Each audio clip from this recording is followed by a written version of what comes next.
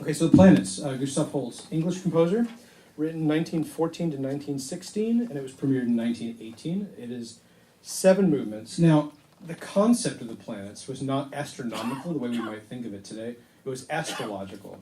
He was super into astrology, and a friend got him into it, and he went kind of nuts with it, and he was casting horoscopes and all that kind of stuff.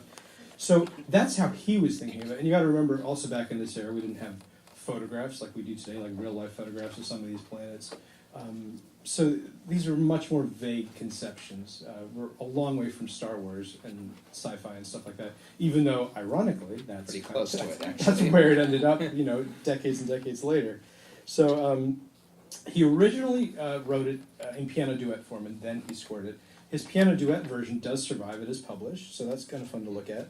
We're not going to look at that today. I'm going to interject. I think this is to me, there's 2 fascinating pieces swimming the orchestras: Ravel's Mother Goose and the Planet Suite here. Both of them are the quintessential orchestra pieces. It's hard to imagine. I mean, everything we love about the colors of the orchestra. So at least to me, I love Ravel's Mother Goose, but also right, and just and same with the planets. I just find it so ironic.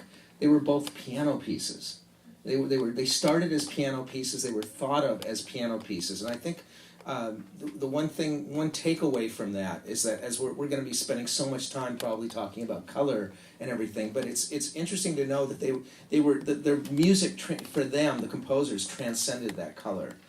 If you know, I've never heard the Planet Suite as a piano duo, but I've heard Mother Goose as the four-hand version is very, very famous, and it's performed all the time. And it feels like 2 different pieces completely, because Ravel just so completely reimagined it once he orchestrated. It became a different type of thing. And I think the same thing. I'm imagining the same thing had to be true with the Planet Suite. It became a different entity, and but it's rooted still in this very strong structural musical thing that didn't have to do with the color.